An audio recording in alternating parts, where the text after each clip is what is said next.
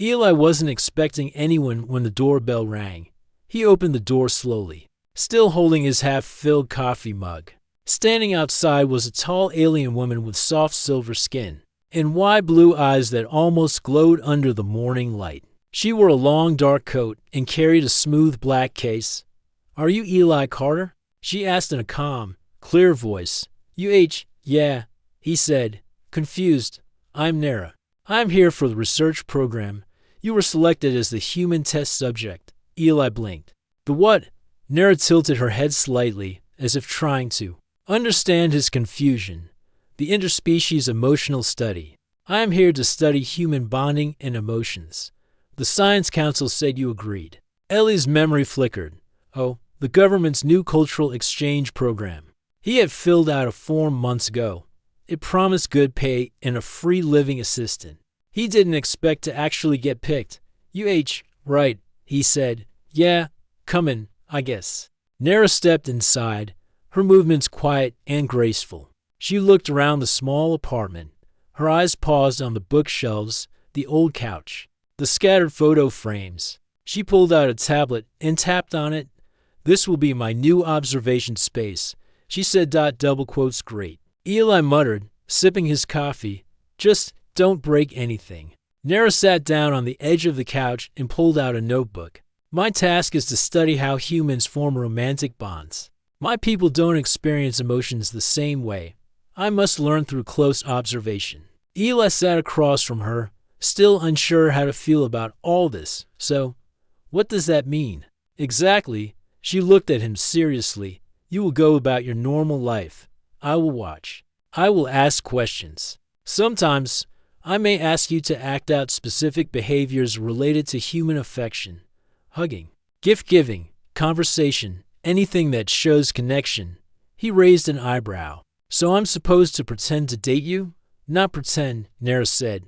"Observe, study, experience, right?" For the next few days, life became strange.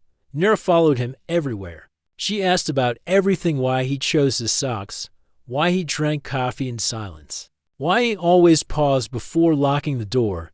She was like a mirror that spoke back. One evening, Eli watched a romance movie on the old TV.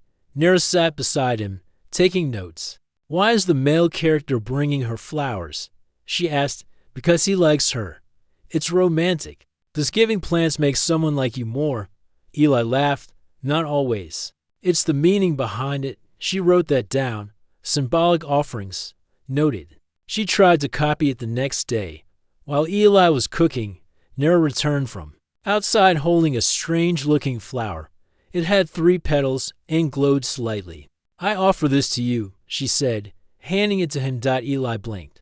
Thanks. Is this the correct way?" "It's close." Despite how awkward it all felt, Eli started enjoying her presence. Nara asked things no one ever did. She noticed when he was quiet. She listened without judgment.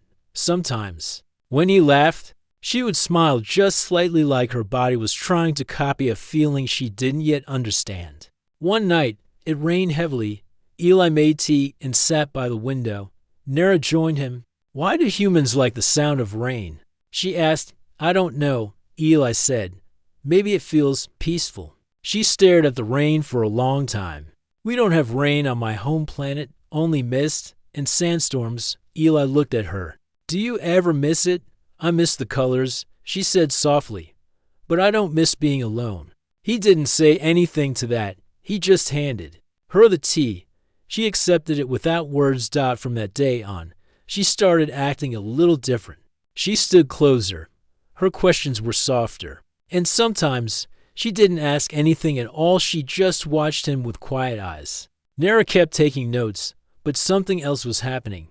Not just science, not just a report. Something human. Nara's single quotes S notebook was filling up fast. Every page had notes, diagrams, and tiny question marks beside things she didn't understand. She wrote about facial expressions, body language, and emotional reactions. But the more she wrote, the more confused she became. "Eli," she said one morning while he made toast, "last night you smiled at me for no reason." "Why?" He looked up. Because you looked cute trying to understand a comedy show. What does cute mean in this context? She asked, holding her pen. Eli shrugged. It's when something or someone makes you smile. Like they're trying hard. Or they're just nice to look at. Nara blinked. So it is a visual compliment, partly. But also emotional. It's hard to explain. She wrote slowly. So when I ask questions, and you smile, it is not annoyance, no. I think it's kind of fun. You ask things no one else does. Nara paused for a moment. You do not act like a test subject. You act warm. Would you prefer cold? Eli joked. Nara stared at him. No. The room fell quiet after that. Nara's fingers rested on her notebook, but she didn't write. Eli went back to his toast, unsure what just happened. Something felt different. Her tone had changed. It wasn't just a question, it was something else. That day, Nara asked to join him for errands. They walked through the city, passing shops. In small parks, people stared, not used to seeing aliens walking beside humans. Nara didn't seem to notice. They stopped at a flower stall. Are these the usual romantic items? Nara asked. Eli smiled. Yeah, flowers are kind of a classic. Do you ever buy them for someone? He thought about it. Not recently. She nodded, then stared at a bunch of red roses. These symbolize affection. Yes, sometimes love. She pointed to a small yellow flower instead. This one looks like sunshine. Eli looked at it. It's called a daffodil. She bought one. They walked again, and Nara studied how people held hands, how they laughed, and how couples leaned into each other. She whispered questions. Why do they walk so close? Why is that woman resting her head on his shoulder? Is that a sign of love or comfort? Eli answered as best he could, but his words didn't seem to be enough for her. Later that evening, Nara cooked dinner. It surprised Eli. I thought you didn't eat human food, he said. I don't, she replied, setting a plate in front of him. But acts of care are part of the study. Food is one of your emotional languages. Eli smiled. You're learning fast. I'm trying to understand you, she said. Her voice calm, but a little softer than usual. The food wasn't perfect. But it didn't matter. It was warm. It was made for him. That alone meant more than the taste. After dinner, they sat on the balcony. Nara stared at the stars. My species does not believe in soul connections, she said. We think emotions are random, wild, something to avoid. Eli leaned on the rail. And now? She didn't answer at first. Then she said, You make me feel less alone. Even when we don't talk. Eli looked at her. That's not science anymore. Nara turned her head. I know. He didn't push it further. Something was changing. And maybe it wasn't just one-sided. The next few days were quiet but peaceful. They fell into a rhythm. Nara still took notes, but not as much. She started listening more, feeling more. She watched movies without asking too many questions. She sat beside Eli during meals instead of across from him. On one rainy afternoon, she reached for his hand without thinking. Her skin was cool, smooth like polished stone. Eli froze for a second, then relaxed. He didn't say anything. Neither did she. A few seconds passed. Then Nara whispered, This is what couples do. Yes, yeah, he replied, but only when they want to feel close. She nodded slowly, her fingers curling around his. That evening, Eli didn't sleep well, not because something was wrong, but because something felt right, and that scared him a little. Was he really falling for an alien scientist who came here to study love? Or was it already too late? The days felt lighter now, though neither of them said why. Eli still lived his usual life, waking up late, reading old books, watching TV shows, but Nara's presence had changed something. She was no longer just a researcher. Her eyes didn't just study anymore. They searched for meaning, for emotion, for connection. Eli noticed. One morning, he found Nara sitting on the floor near the window. She had spread out her notes in a circle around her, pages full of drawings, words, and observations. But her face looked puzzled. Something wrong? Eli asked, sipping his coffee. Double quotes, yes, Nara said. Your kind calls it confusion. He laughed. What are you confused about this time? She picked up one of the pages. I understand physical signs, touch, gifts, time spent together. But the deeper layers of human love, they are not logical. No, Eli said, sitting beside her. They aren't supposed to be. Then how do you know when it is real? Eli looked at her for a moment. You feel it, in small moments, like when someone listens to you, or when they make you feel safe without saying a word. Never thought about that. But feelings are not proof. In my world, we need results. Evidence. Sometimes love doesn't give proof, he said. You just know. She looked at him quietly. I want to know. His heart skipped. Just a little dot later that day, Nara asked to visit a human art gallery. She said it might help her understand the emotional side of humans better. Eli agreed, curious to see what she'd think of it. They walked through the wide halls, surrounded by paintings and sculptures. Nara stared at each one like she was reading a secret message. She didn't speak much. Eli didn't interrupt her. Finally, she stopped in front of a painting. It showed two people holding hands under a broken umbrella. It was raining hard, but they didn't care. Their eyes were only on each other. This one, Nara whispered. It makes my chest feel tight. That's the emotion, Eli said softly. You're feeling what the artist felt. She looked at him, eyes wide. I feel. Yeah, he said, smiling. Welcome to the club. When they returned home, Nara seemed distracted. She barely took notes that night. Instead, she sat close to Eli and listened to music he played slow, sad songs full of longing. These songs hurt, she said. Some love stories do. He answered. They sat in silence. The next morning, Eli found a small wrapped item near his chair. It wasn't fancy, just simple cloth tied with a ribbon. Inside was a carved wooden shape, a tiny figure of him and her, sitting under an umbrella. Eli stared at it for a long time. Did you make this? He asked when Nara came in. Yes, she said. I wanted to give you something that showed how I feel. He didn't know what to say, so he didn't say anything. He just smiled.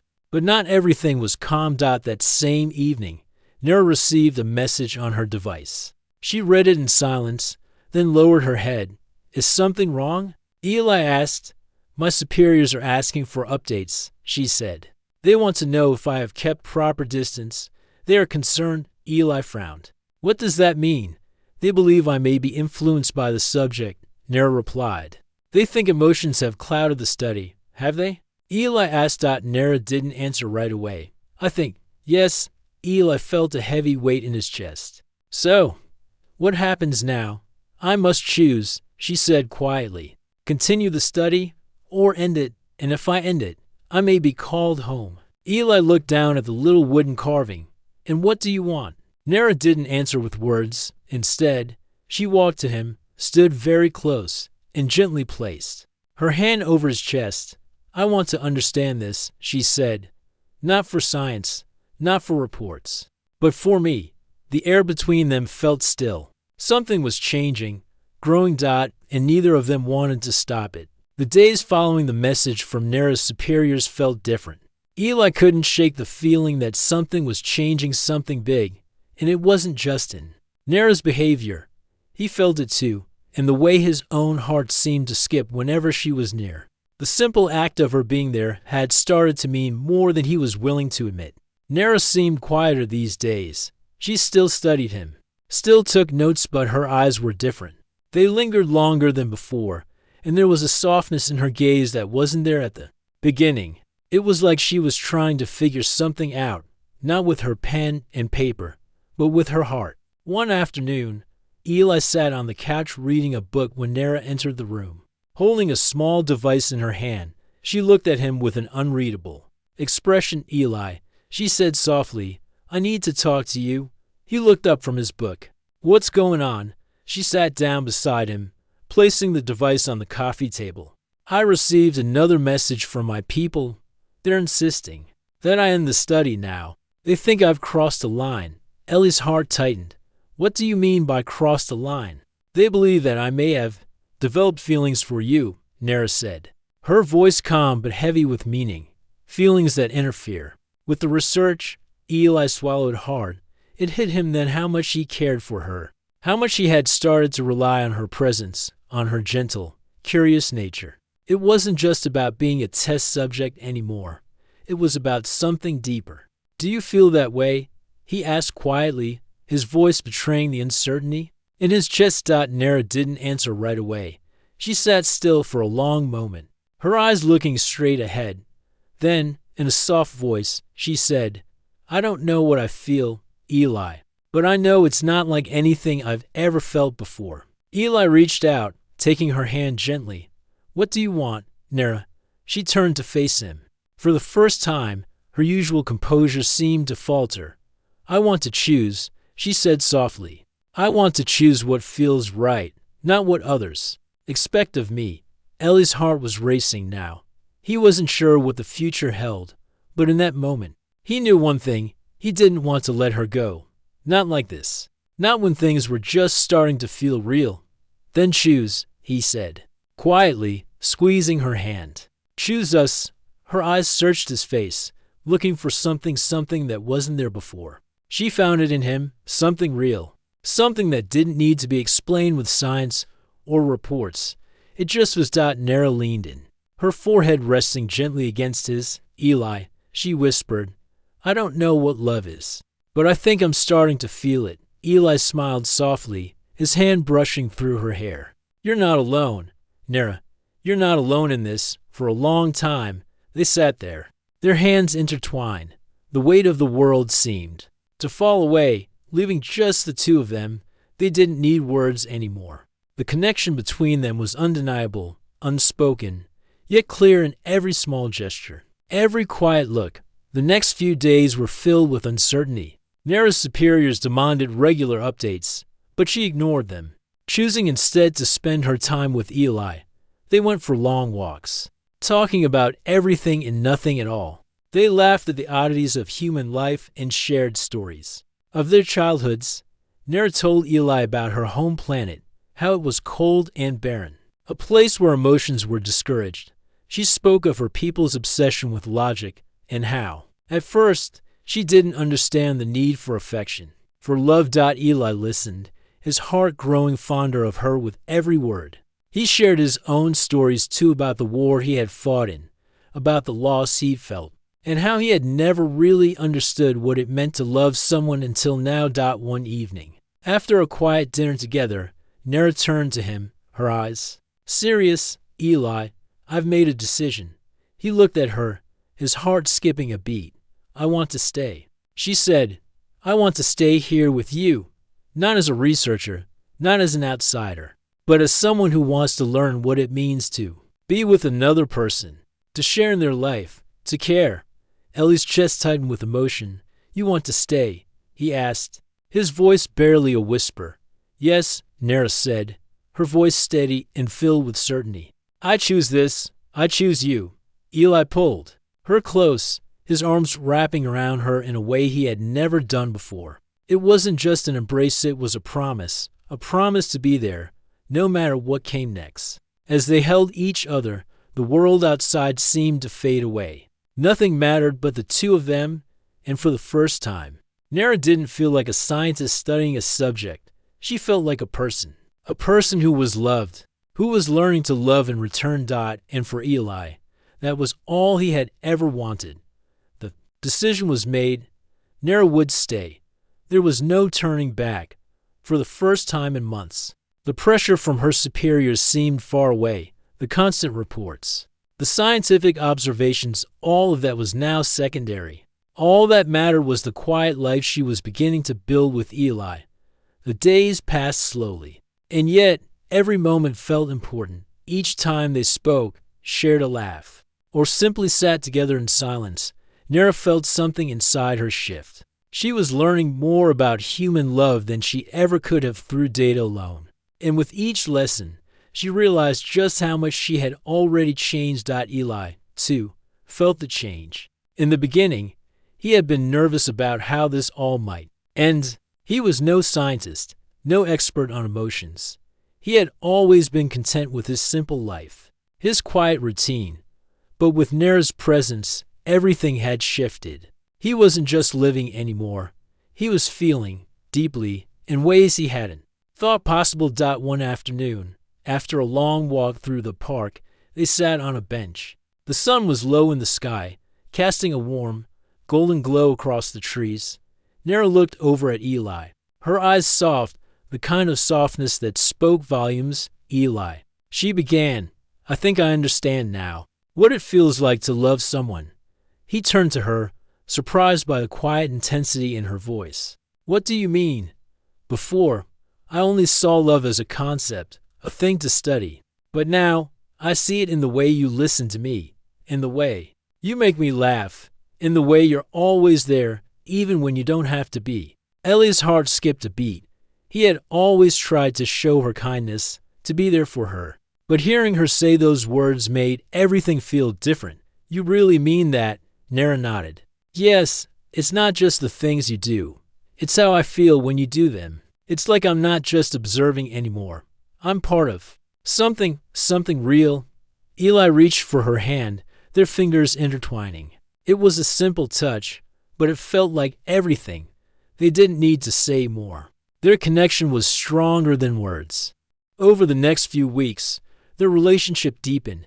They spent more time together, learning from each other. Nera started to experience the little joys of human life, cooking together, watching movies, even taking quiet naps on the couch. These simple moments began to feel like treasures. One evening, as they sat together on the balcony, looking at the stars, Nera asked a question that had been on her mind. Eli, do humans always need proof of love? Do they need to see it, touch it, to believe it? Eli thought for a moment, his gaze still fixed on the night sky.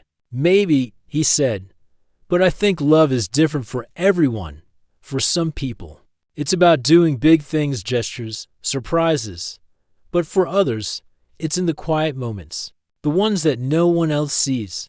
Nera looked at him, her eyes reflecting the starlight. Do you think that I love you? The question hung in the air, heavy with meaning. Eli didn't hesitate. He reached out, cupping her face in his hands. I think you already know, he whispered. Nera's single quote says, heart race. This was the moment she had been waiting for, but never quite expected. She had studied love. She had observed it, tried to understand it. But now, in this quiet moment with Eli, she realized that love wasn't something to be understood. It was something to be felt. Eli, she whispered back, I love you. The words felt natural, like they had been waiting to be spoken all along. And when Eli smiled, his face warm with affection, Nera knew this wasn't just about studying emotions. This was real. Their first kiss came later that night, soft and slow, like the world was giving them a moment of peace. Everything else faded away.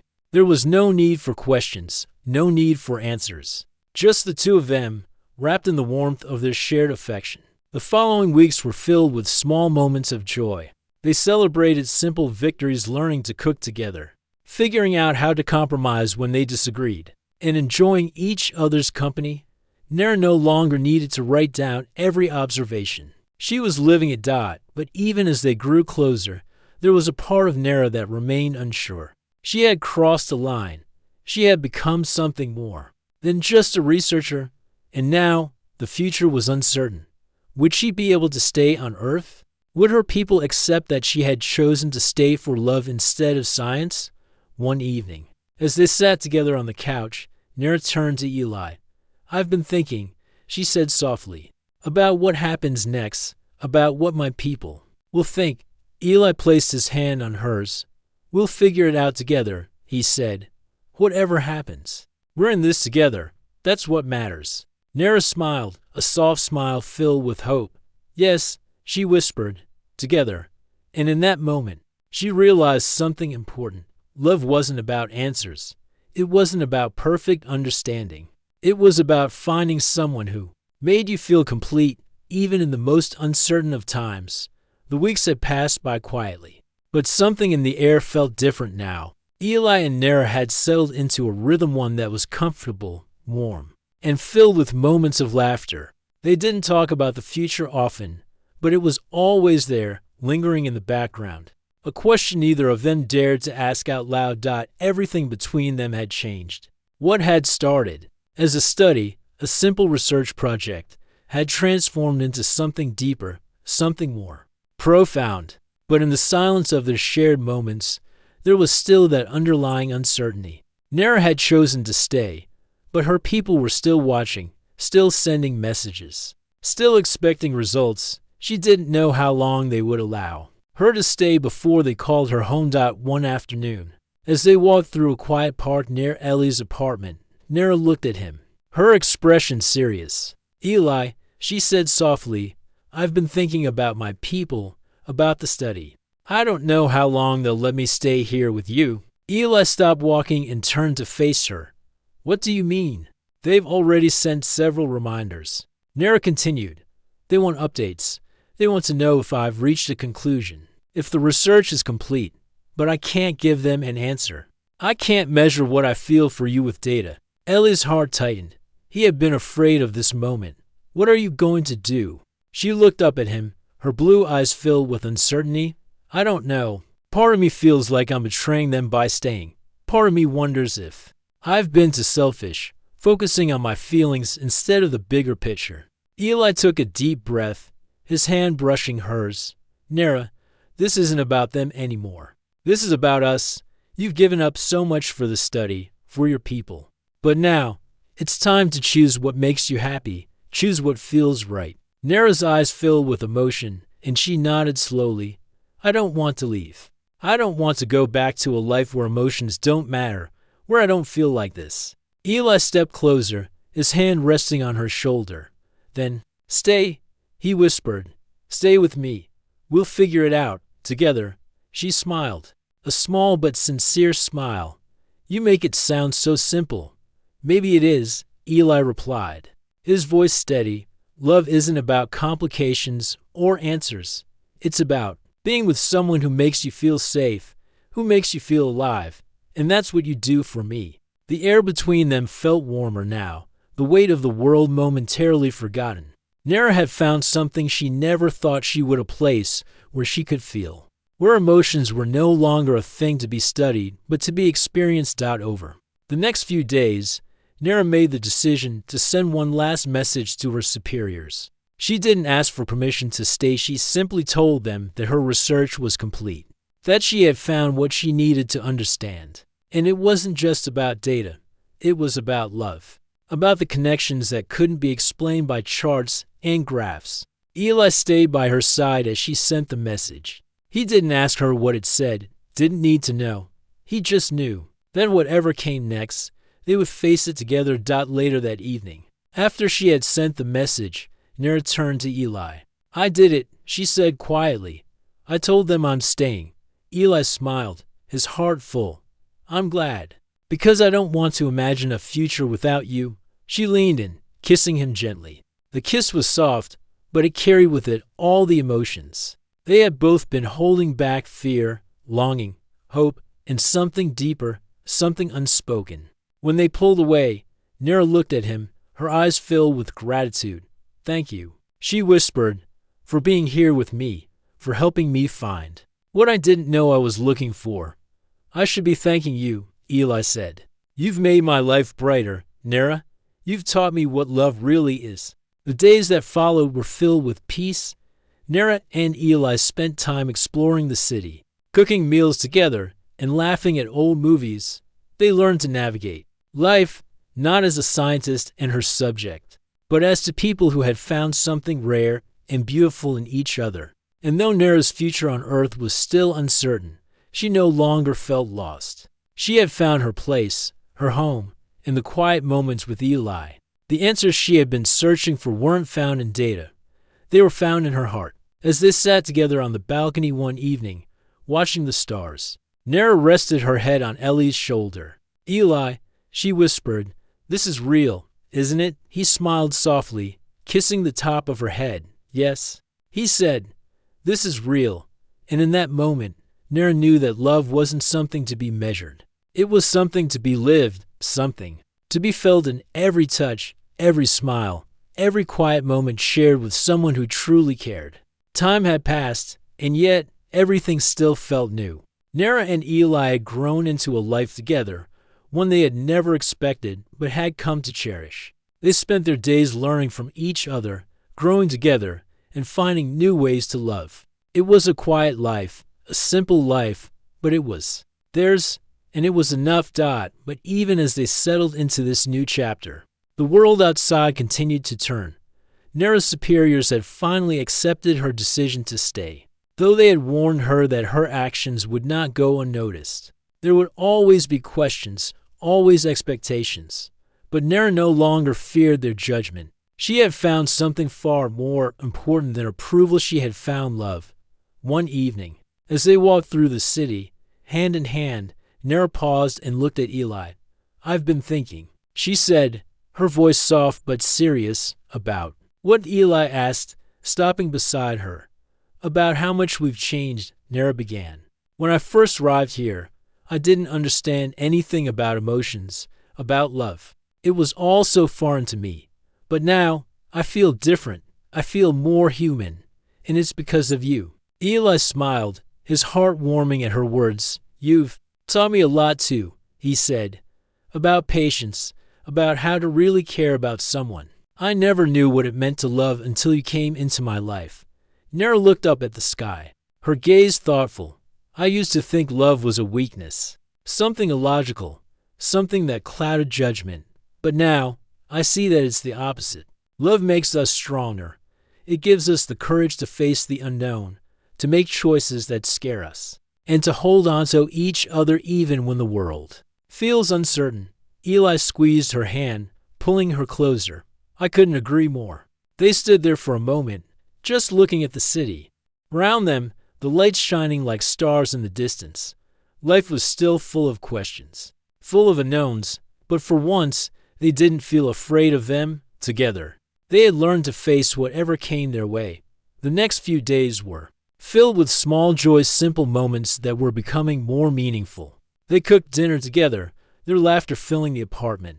They spent afternoons at the park, watching children play and talking about their dreams for the future. Every day was a new discovery, a new step in their journey together. One evening, as they sat on the couch watching an old movie, Nera turned to Eli. Her eyes filled with something deeper than just curiosity. "Eli," she said softly, "do you ever think about the future? About what comes next for us?" Eli turned to her, his face serious but gentle. "I do," he said. "I think about it all the time. But the thing is, I don't really worry about it anymore. Before you, I used to think that everything had to be planned, that there had to be an answer for everything. But now, with you, I don't need all the answers. I just need you." Nera's heart skipped a beat. She had spent so much of her life looking for certainty, for proof. But with Eli, she had learned to embrace the unknown, to let go of the need for control and simply trust in what they had together. "You're right," Nera whispered. "Maybe it's okay not to have all the answers." "Yeah," Eli said with a smile. "Maybe the best thing we can do is just live together." They leaned into each other, the warmth of their closeness more than enough to fill the space between them. No more questions, no more doubts, just the simple truth that they had found something real, something worth holding onto. The next morning, Nera woke up early, her thoughts already on the future.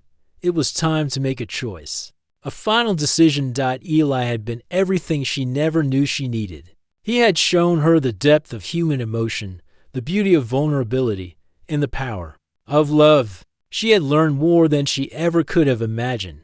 But now, it was time to decide if she would stay on Earth forever or return to her people, where emotions were still a distant, misunderstood concept. But as she looked at Eli, still asleep beside her, she realized that her answer had already been made. The choice wasn't hard.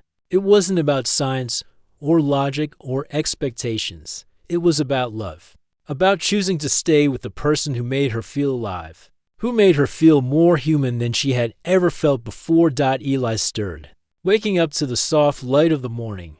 He smiled as he saw Nera looking at him, her eyes filled with warmth and understanding. "Good morning," he whispered, reaching for her hand. "Good morning," she replied, squeezing his hand gently. "I've made my decision." Eli looked at her, his heart racing a little. What is it? Nera smiled, her voice steady and filled with certainty. I'm staying. I'm staying with you. This is where I belong. Ellie's face lit up, and he pulled her into an embrace. I'm so glad, he whispered, holding her tight. I've been waiting for you to say that. And in that moment, Nera knew she had made the right choice. Love wasn't something to be studied, measured, or analyzed. It was something to be lived, something to be felt. And with Eli by her side, she was ready to live it together.